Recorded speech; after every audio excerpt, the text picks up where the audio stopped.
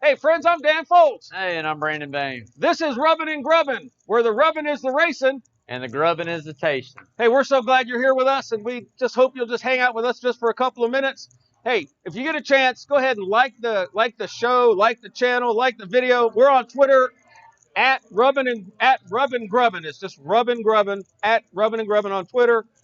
And we got a YouTube channel going. That's all thanks to the brains behind the camera back there. You can't see him, but he's beautiful, and he's back there. That's Mr. Lawrence Bennett. We also want to thank Coach's Corner, the center of the universe, for allowing us to be a part of the Coach's Corner Sports Network. So if you listen to ESPN Savannah Hilton Head 104.3 and 1400 at 9 a.m. last Sunday or any Sunday, you can hear this man, Brandon Bain, a.k.a. Big, and me, Dan Foulds, and PJ Zuko. We do a radio show on Sunday mornings. By the way, how did you feel when we recorded that show Sunday morning?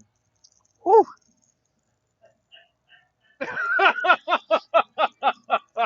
The words I got out of him was, I'm having to reevaluate my life choices. Yeah, that was it. That was a pretty rough one, man, but we made it happen, You man.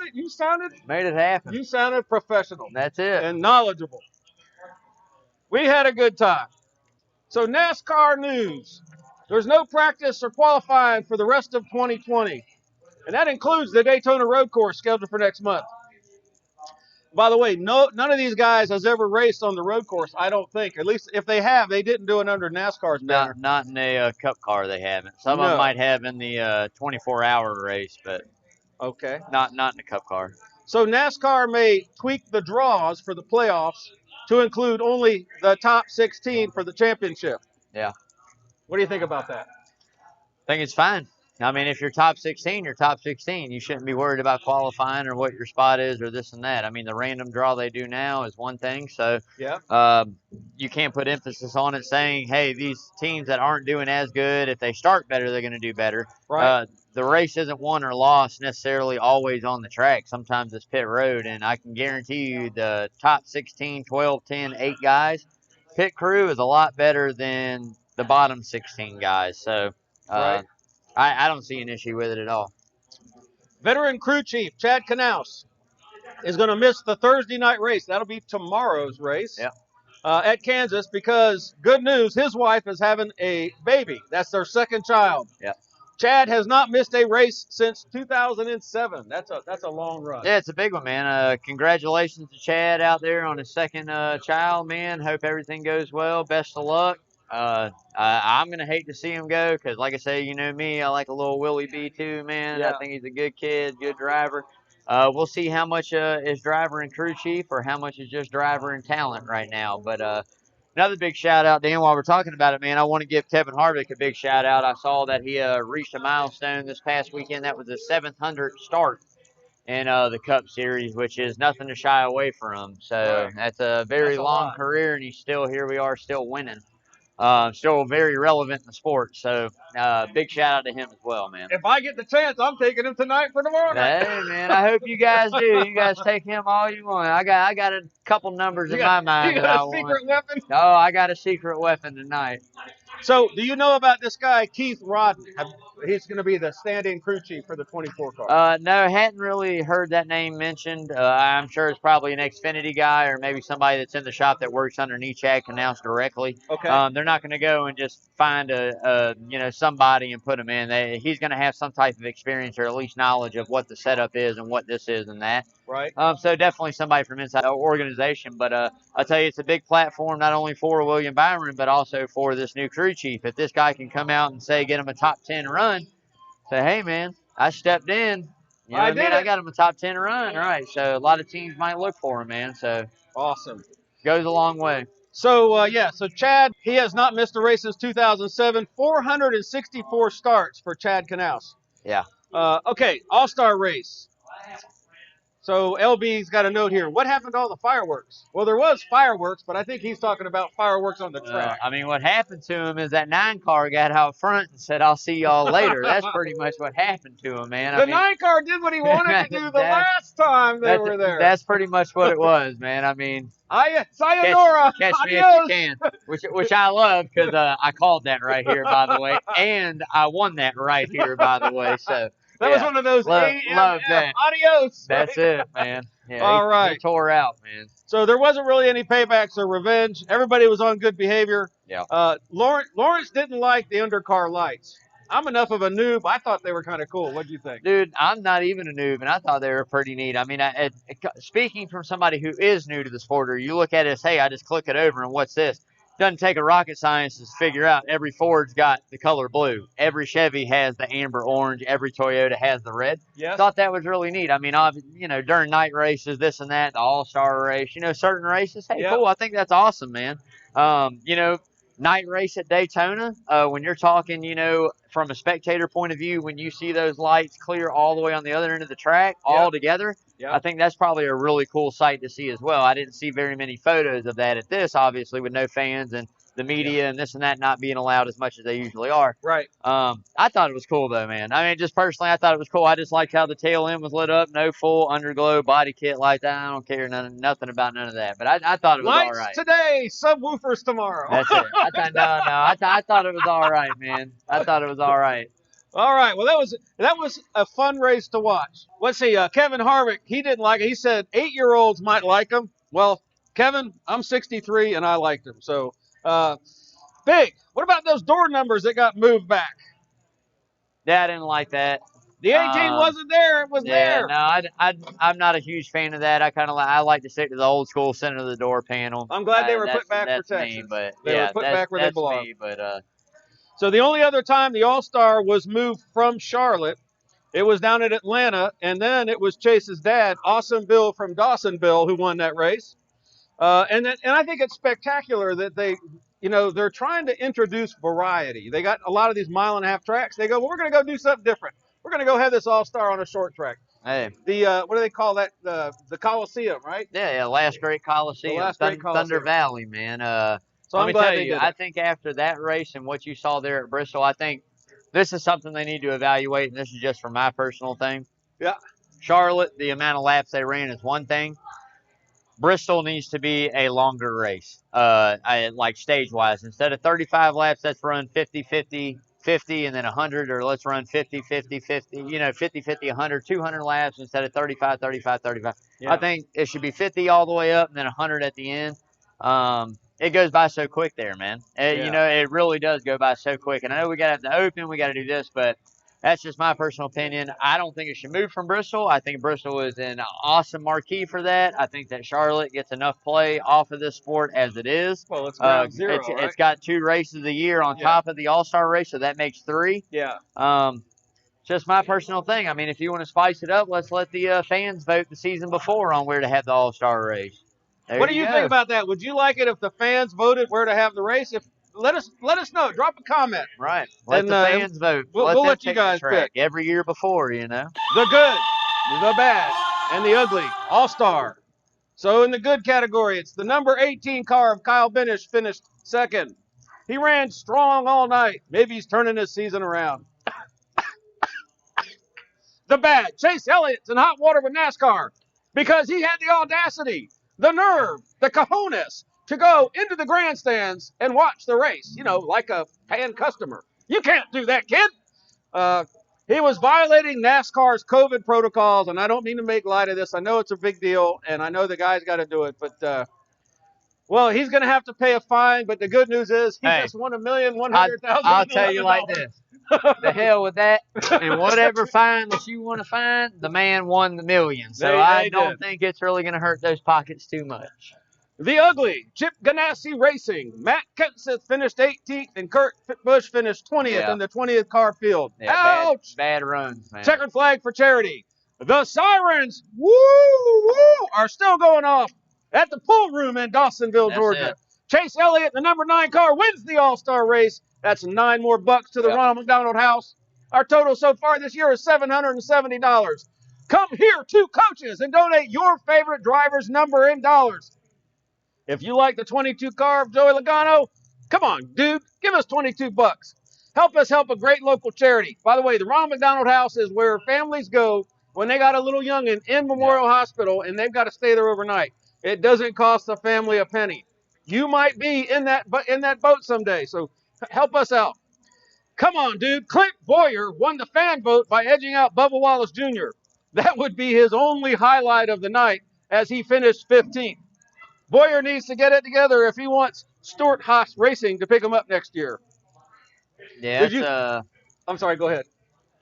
Nature of the beast with Clint Boyer, man. I mean, I'm not taking anything away from Clint. You got to be a really good race car driver to drive in this sport today. Yeah.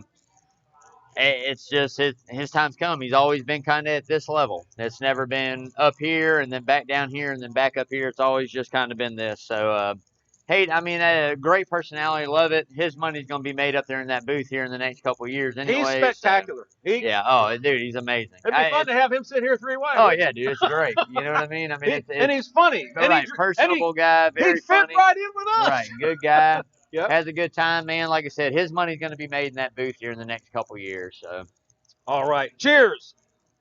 Cheers. After the 34 car of Michael McDowell wrecked the 43 car of Bubba Wallace, Bubba dropped off his front bumper at McDowell's car hauler. They took that bumper and they're auctioning it off to support Motor Racing Outreach. So far, the bidding is up to $15,400 for a junk car part, right? yeah, man. Auction closes on July 27th. Big. I think the far right turn is your call. The All-Star race at Bristol has the coolest trophy. What's it all about? Yeah, to be 100% honest with you, I was so hyped at the end of it, I didn't even get to see the trophy, man. To be honest with you, but that atmosphere right there, like I said, the All-Star race at Bristol was something. After having the type of season you do as a NASCAR fan this year, getting off to a hot start, racing being really good, and then all of a sudden coming to a halt. Yes. Stop. Then picking back up slowly. No fans, no this, no that, no practice, no qualifying. All the stuff we're so accustomed and used to seeing as fans, now we're not seeing it. At first, you're kind of like, well, you know, what the hell? What's going on, man? Yeah. And now you're kind of like, all right, I kind of like this. It evens the playing field, does a lot of different things. But yeah, man, the All-Star race at Bristol, like I said, either they should not move it from there, or as I said earlier, man, let the fans vote on where it needs to be the season before it goes. Okay. That's my feeling. Make it fun for the fans, man. Now we're going to talk about the action at the Texas Motor Speedway. It was literally the hottest race of the year. It was so. How hot was it, Big? 140 something, 130 something was hot. It was really hot, man. Everything's bigger in Texas, including the heat index, evidently, man. Including that big heat tab in the sky, right? Yeah, man. So, it was extremely hot. Hottest one so far, so. That 22 car of Joey Logano had his best finish since his win at Phoenix before the pandemic.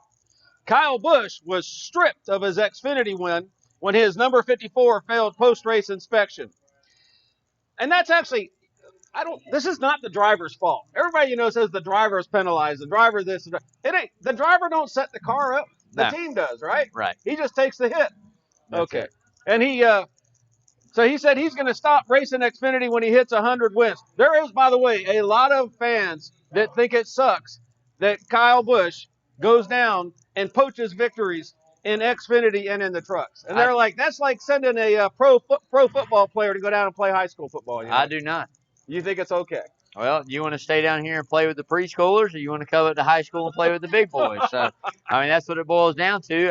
If you're that good in Xfinity, it shouldn't matter if this man comes down or not. You beat me now, or you got to beat me there. It's the point of the matter, right? Yep. I mean, the best of the best. So they limited that because of that guy right there. They limited 7 starts in each series. You know, the trucks and that and Xfinity. So.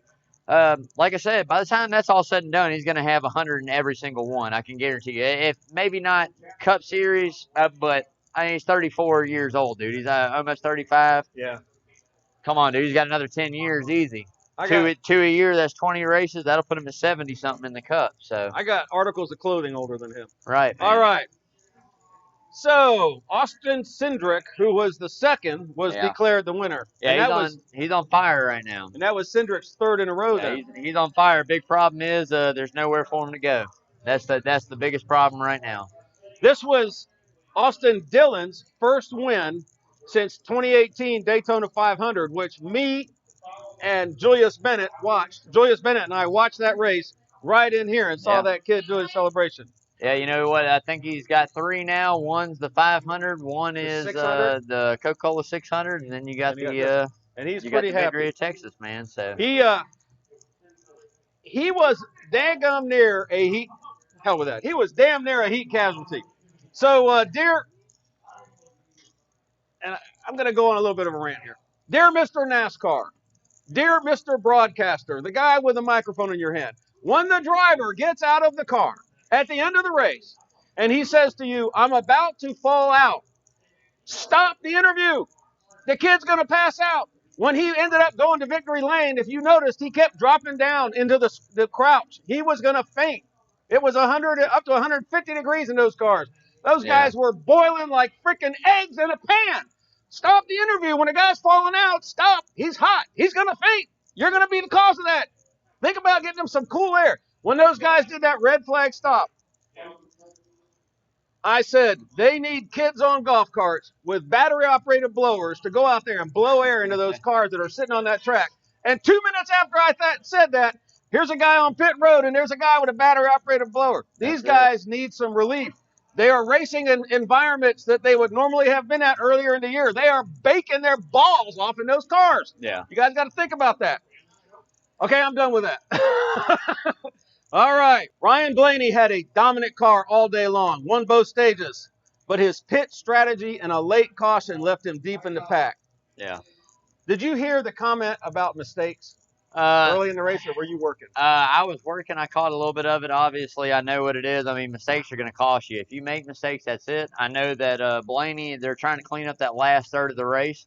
Right. That's the story of his season right there. This guy's come out at every single race almost this year and shown unbelievable amounts of speed, led unbelievable amount of laps, but can't seal the deal. Just hearing it here, it's fixing to change. Really soon, it's fixing to change. So this is my thinking, and again, I'm a noob at this, but I'm thinking like there's a few teams that can all put a car to be sitting at the dinner table when they ring the dinner bell. Yeah. Right? Yeah. It could be, we have the same names. And then I think at that point it comes down to what team makes the less mistakes. Who doesn't miss a lug nut? Who, and you see the kid that came out onto the track too soon. Yeah, Amarola, that's right. Amarola, having a good day, but then he does a stupid, boneheaded maneuver, something that I could do, a rookie maneuver, and they're like, well, we don't really know exactly where the line is. Well, guys, you got to figure that out. You got to stop making mistakes. Yeah, That's why you're professionals making the big one. It's a team sport, man. It is a team sport. Team sport. Like I said, you can leave the whole race, come into pit road, and get 4 tires. Somebody hang one up, and it costs you the whole race. Yeah. You can lead 399 laps out of a 400 lap race, and you don't lead the last one, and that's all that matters. So, I'm glad you just said that, Big, because it is a team sport. It's a team effort. So when a driver wins, it's really a team win. it is. And when a driver screws up, it's a team screwing up. And so everybody busting Quinn Huff's balls because when his crew chief said, get off the track and come into the pits right now, you know what the kid did? Get off the track. Okay, I'm getting off the track. Well, was it a dumb maneuver by him? I don't know. He did what he was told. He's got a spotter. He's got a crew chief. Maybe the call should have been. It was a dumb maneuver. When you're able, come off the track. It was a dumb maneuver. At the end of the day, like you just said, you got a crew chief, you got a spotter, you got all these people. You made a really dumb move. It happens. It happens to everybody. It is what it is. It's part of racing. There's guys that want to send him back to hell. I mean, all right. So look at Kyle Busch. Here, Kyle Busch is. We have an accident. Things stack up. He wrecks. He goes all the way through the infield. I mean, tears grass, and then comes back and finishes 4th or whatever. How did he do that? There you go. What did he say when he was asked how he do that? Oh yeah. Well. KFB. That's it. That's it. He looked good hauling across that grass. There again, man, I say it all the time. This sport right here is such a streak sport. This is such a momentum sport. Yep. I'm telling you right now, the momentum is building for the 18 car. Okay. There again, it's going to be a very short amount of time before he wins one. It's not going to be long. Yeah, he's not my favorite. I don't really have my favorite either. I think somebody, either you or LB said I got to have a favorite. I like all the drivers. I got to have a favorite. I mean, you got to have that one guy. I think they're all equal, but some of them are more equal than others. you got to have that one guy that's like, that's my man. You know what I mean? It's like a football team, man. You got to have that one team. You can't like you can't, you know what I mean? I like Mark Martin.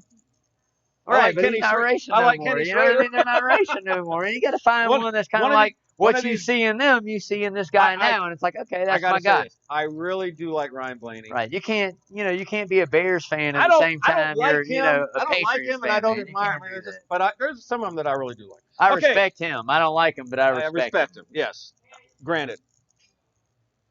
Yes, please. Our side bet was for cautions at Texas. So Coach Griffin, the AD, had 8. I had 7. Big had 9. Brian Mack had 12. LB picked 15. He thought he was picking cautions for the All-Star race. Coach Demasi picked 18. He thought we were picking drivers to win. They had 10 total. So Brandon wins, and that's another $30 for the There Ronald it is. McDonald House. Thank you, Coach. There he is. He's in the house. Coach Carl Demasi. Next time, tell me when it's about. yeah. Or I gotta listen better. That's right. Way to go, Coach. Way to go. Thank you, Coach. Put that in there. That's my $20 for swear words to come. All right. The good, the bad, and the ugly. Texas Motor Speedway Edition. The good was a rare 1-2 finish for RCR Richard Childress Racing. First time since 2011. The bad, that I mentioned that it was hot. Clint Boyer's crew member had to cool him down with a leaf blower during a pit stop. They need leaf blowers when they do black flag stops on the track. Or is it red flag stops? Red flag stops. They use it stop to the clean cars. off the pit stall in between pit stops. They use it for all kinds of different purposes. Gotcha. During a red flag cautions. Okay, there it is. Drivers were baking in their cars. John Hunter Nemechek says he knows how a Thanksgiving turkey feels in the oven. John Hunter, I know how a turkey feels all the time. All right, the ugly. Quentin Huff trying to reach pit road. And he crashed into Christopher Bell and Matt DiBenedetto, ending their day. Yeah. BK, Brad Keselowski said NASCAR should demote drivers. What do you think?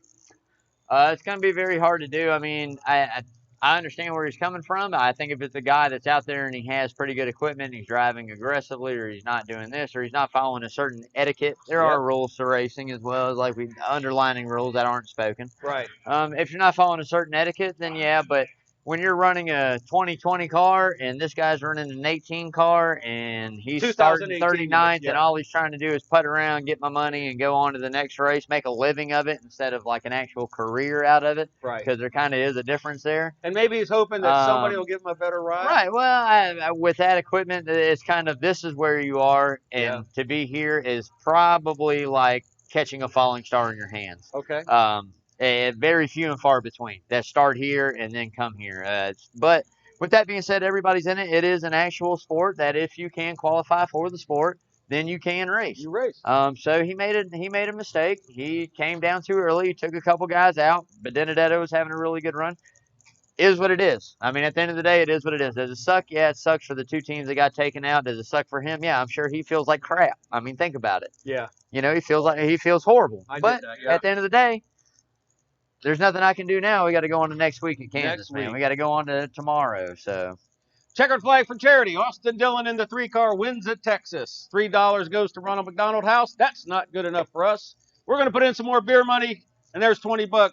So now we're up to 790, maybe 810, because I just dropped the 20 in there. We're at like 810, $800. Come on, dude. Jimmy Johnson was hit with a 2-lap penalty for too many crew members over the wall trying to fix his damaged car. He got hit with 2 penalties back to back, and that's what cost him. The first one was an uncontrolled tire. Okay. Was the first one. Okay. The too many men over the wall. Yeah. Then he came back in and violated again. I don't remember what it was, and then had to make the stop through penalty. That's what cost him. So I saw the official sitting there like, you stop. Right there. Yep. Yep. That's too bad. This is his last year, and man, we had sure hoped for more from him.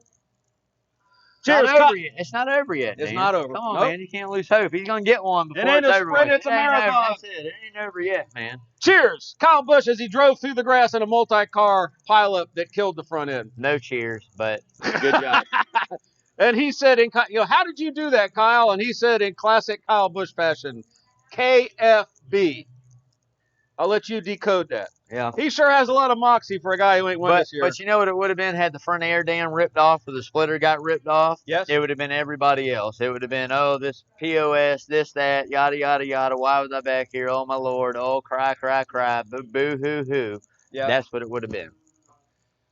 Okay, far right turn. Austin Dillon with a not bad for a kid with a silver spoon, right? What is that? What's that all about? Oh well, you know, it's his granddad's Richard Childress. So everybody thinks, well, you're his grandkid, so you got a shoe in. He kind of did a little bit. I mean, he showed some promise in the Xfinity Series. There were some guys out there that probably had just as good, if not better, talent than he did at the time. There again, your grandpa. I mean, if I had a grandkid that wanted to race cars and I was Richard Childress, I mean, I'm going to go let my grandkid race cars at this point. I've Right. You can do made whatever my you want. money. I've made my living. I've had my legacy. Now it's about my family. What is Childress' background? Is he a race car driver? No, he was a driver to begin with, owner. He's the one that owned, got into supporting Dale Sr. When he got in, started winning championships, a lot of them. That was an RCR. Okay. Pushed him ECR, RCR, still got the name today a little bit. So Sweet. yeah, Sweet, Childress's number was actually the 3, I'm pretty sure.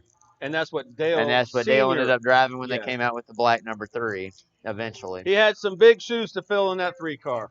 And then Tyler Reddick. I'm hearing Tyler Reddick compared to Cale Yarborough, which you got the book back. Yeah, right? I heard that too. I didn't watch the sport much when Cale was in it, if any. You know, you see some replays of it and this and that, but they say just the way he carries himself and walks and talks, it reminds a lot of folks, older folks in NASCAR, of Cale Yarborough, which I think is awesome. I think that's cool. Yeah. That name is coming up more and more often as we go through this season. Starting to hear it, yeah. You're starting to hear it. So next couple of years, I mean, that could be the face of that organization, the RCR, man. I mean, the kid's got talent for sure. So just getting those finishes, not wrecking that equipment, man, and being consistent. That's the key. All right, Big, let's talk about the Kansas Motor Speedway. Yeah. Where they're going to race tomorrow night. I think they start, 6 o'clock? 7:30. 7:30? Yeah. Okay. Friends, you can watch that race right here at Coach's Corner. The center of the universe. We got a Jumbotron projector TV. We got screens all over the house. We'd love to have you here. So this track got redone, and they went to progressive banking. Yeah, I want to say it was 2000 after the 2012 season got remodeled. I've actually been to this race 3 or 4 times. My uncle lived about 20 minutes away. My uncle Brad. Yeah. So what we would do is we'd go to his house. We'd fly into Kansas City, go to his house, spend Friday, Saturday, Sunday, come home on Monday.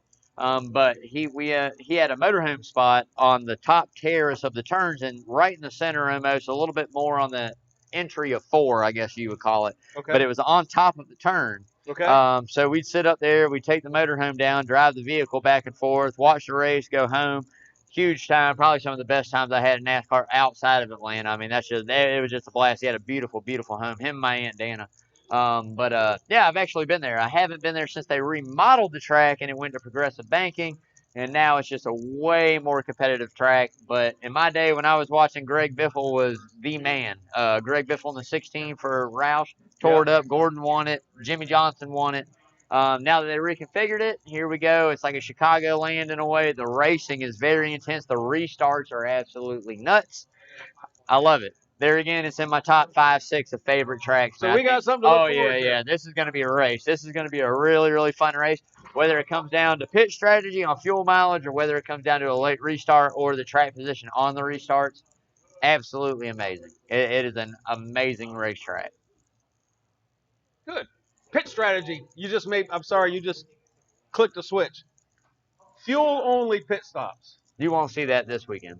Okay, but I've never seen it before. Oh yeah, it happens all the time when tires don't wear. I mean, track positions, everything. Oh yeah, they were doing that. Oh yeah, man.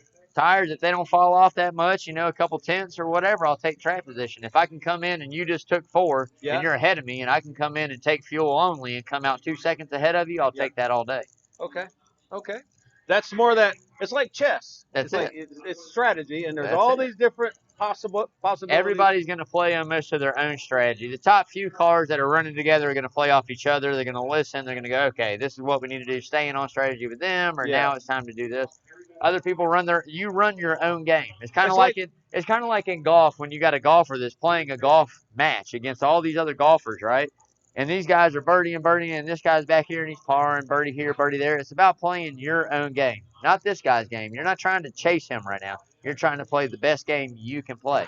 If you play the best game you can play, 9 times out of 10 you'll have a chance when you're on one of those dominant teams. So it's like the guys that don't go to pits on the competition caution. Right. They make a conscious decision. Well, there again. Now we're looking at the whole season instead of just the race. I can get stage points, or I can get points right here that are going to carry me over as far as my finishing or being in the playoffs. Right. So do I come now and pit to win the race or have a chance to win the race, or do I take the stage points and then turn around and maybe still get myself back into it on the same pit strategy, cautions falling, et cetera, et cetera. So gotcha.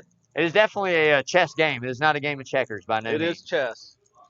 Our side bet for Kansas. Oh, first of all, who's your 5 drivers to watch for tomorrow night? 5 drivers to watch for tomorrow night. Write it down, LB. Here it comes. And I'm busting this out right now. Now I'm going to say this as clear as I can. You have to risk it for the biscuit. And I'm telling you right now, the guy that's willing to risk it is going to be the 9 car of Chase Elliott. All right? Write it down. That was your Easter egg, fans. After the 9, we're going with another guy who won there last year in the fall. He's really hot right now. Had a pretty bad run at Texas, kind of messed up. Yep. I'm going to take the 11 this week. Now, if it fails me this week, he will not be there next week, I promise you. He will not be your favorite guy. Okay. Is going to be a guy that we alluded to earlier in the 12 car, Ryan Blaney. Okay. I told you this guy is hot. He's led a lot of laps. He just dominated Texas and lost. I expect him to come out, lead some laps again at Kansas. Yep. If he can get the win, great. Number 4 for me is going to be Kyle Busch, another guy we talked about. Why hadn't he won? He's a little cold.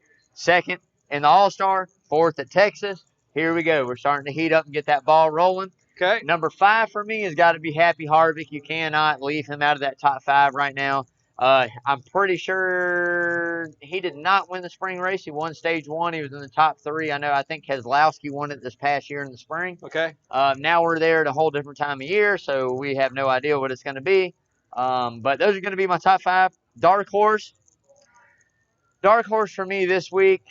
I'm going to go ahead and put it out there, man. It's got to be the 20 of Eric Jones.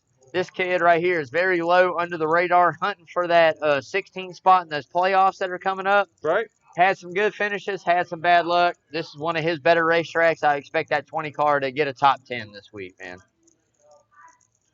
I got Tyler Reddick for $5 because I think Austin Dillon is going to help him win a race. All right, so Tyler Reddick. That's who I got. We'll take Tyler Reddick higher or lower than 15. Wreck out. I'll take a lower than 15 this week. Okay. And if it places 15 or better, that's you. You win. All right. Wait, what's that? $5 bet where Tyler Reddick places. I think Tyler Reddick's going to win. I think Austin Dillon, who last race, his crew chief said to Tyler Reddick, you need to finish this race. What he was saying is, do not crash your teammate. Right. So what he's got. Do not crash your teammate. He's got him for the win. Lawrence took him for wrecking out. I took him for below 15th place. Worse than or better than? You want to take him for above? When you say below, you mean worse than? Worse than 15th. Than 15th. Okay. And Brian's going to take him better than 15th up to 2nd because you got him for the win, right? All right. I'll take the rest of it. It's all going to charity. All going to charity, yep. It's all going to charity. All right, sounds good. If you come here and watch that race tomorrow night, you tell your server, hey, that fat guy in the orange shirt, Dan said my first beer's on him. Right here. I got your first beer. Hey, guys, listen, thanks for watching, being part of this show. Hit like, share, submit questions, follow us on Facebook, Twitter, and we got some. We're not done yet. I like hearing the sound of my own voice. Don't you know that? YouTube channel. We got a Grubbin pit stop coming up because Rubbin is racing and Grubbin is tasting, man. And tonight we are grubbing on. We have a lovely young lady bringing us our food tonight. Unfortunately, because of COVID rules, you can't see how actually stunningly beautiful she is, but you can see enough to know that she's actually stunningly beautiful. And what we have here is we have this hot bread and cheese. It's done in our oven here. This stuff looks pretty good. I got to get a bite. This is what you do when you don't really want a big dinner, but you need something to soak up the beer.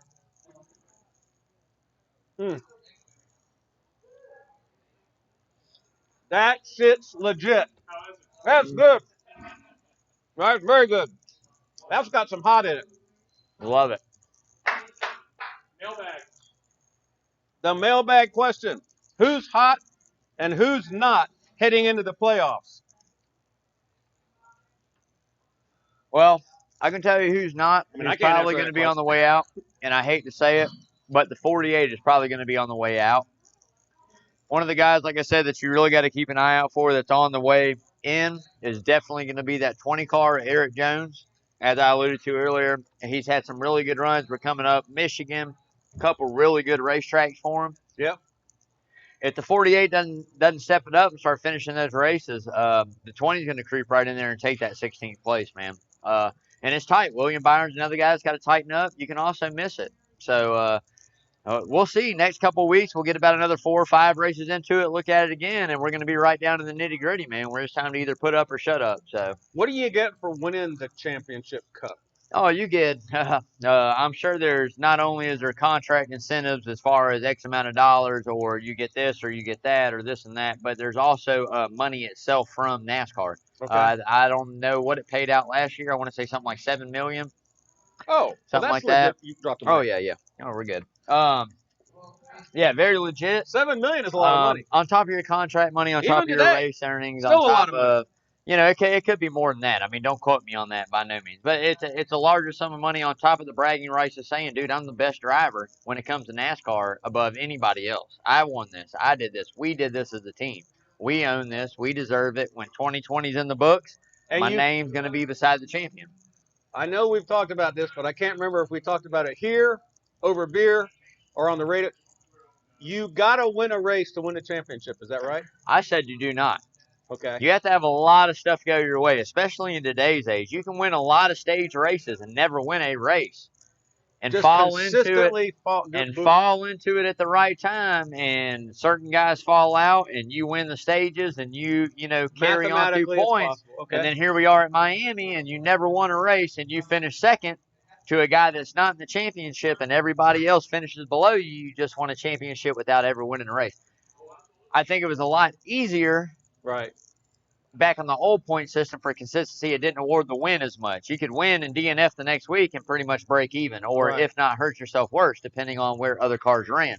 Now, the stage wins allows you to get bonus points for the playoffs. It allows you to add points onto your score, and when everybody resets, the wins also do the same thing. So we're awarding for a win. We're awarding for the stage wins. The consistency part awards in itself quietly. When they reset, are they going back to 0 Everybody points? goes back to 2,000 points, and then you're awarded X amount of points for every win and stage win. Okay. Then after 4, you'll have a round of 16. I think it's round of 12. Yeah, 8, 4 races or 2 races, and then it's 12, and then 2 races, then it's 8, then it's 4, and then it's down to the 4. You got 10 races in the end. It's a little confusing. You got 10 races in the end. I'm pretty sure it's what do we start with 16? It's 4 eliminated down to 8. 4 eliminated down to the last, but I'm pretty sure it's 4, 4, and 2. Okay. 4, no. If you know, go ahead and drop us a comment. And if you think, by the way, maybe it's 2, 2, and 4. And then the last. Nah, anyways, it comes down to the last race where everybody's. That's it. It's down to 4 guys. That's the only shot at the championship. They're the only ones that can win it. That's it. Okay. I don't know. I don't remember how the elimination goes. 16, that you 12, should have 8, to win a race to be the NASCAR champion, drop us a comment. Yeah. One more. Who's hot and who's not? You got the 11. You got the 4. Everybody's talking about it. Like I said, the 12 is probably the hottest guy out there. Right. Yep. Blaney's probably the closest guy out there that I can say this is the next. Elliott has shown what he can do. It's hot and not. It's very hit or miss with him. Still running good, just not having that dominance. Yeah. But like I said, Blaney is probably one of the hottest. Another guy that's hot on the come up, I feel right now, is going to be the 19 car. He's getting it figured out. A lot of people forget Cole Pern was the man. Cole Pern's not there no more. Now, not only are we talking about different aspects with the pandemic we have going on, now we're talking about trying to build that chemistry with the new guy behind the crew chief realm. And this is a guy who's had experience and he's won. Who's in the 19? Truex? Truex, right. And Cole Pern was his crew chief? Was his crew chief. And he's got a new crew chief now. Correct. So now here we are in the dilemma. We're trying to build this communication, but we don't have as much time in the cars. We don't have the practice to where I can ride around for a couple hours on a weekend and go, hey, I'm tight here, I'm loose here, I'm stepping out, it's doing this, doing that. And you go, hey, well, what do you mean by that? Well, this is what I mean. So now, okay, in my mind, all right, cool. We go on to the next one. Is it the same thing? No, it's different. It's this.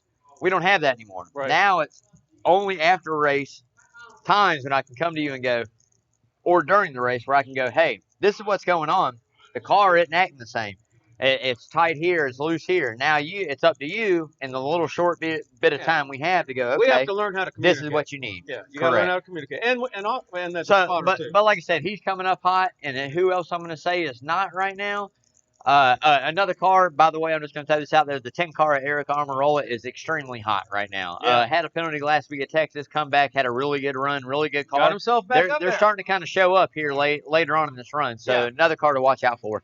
One on the way out that I would definitely have to say, I mean, if I had to pick one, it's going to be the 88 of Alex Bowman. He's in just due to the fact he has that win. Yes. But we are not performing as a team on That's that 88. That's a shame, too, because I really like him. I've picked him to win several times. It's just kind of like a daisy. It's either a good run and we don't get the finish, or it's a really bad run all the way through the day. So they got to tighten that up and get that together and get that 88 in form for this round of 16 coming up in less than 10 races. So.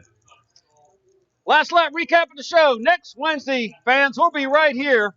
We're going to break down all the action from Thursday night's race in Kansas. Plus, we're going to look ahead to the Foxwood Resort Casino 301 on the Magic Mile at New Hampshire Motor Speedway on August 2nd.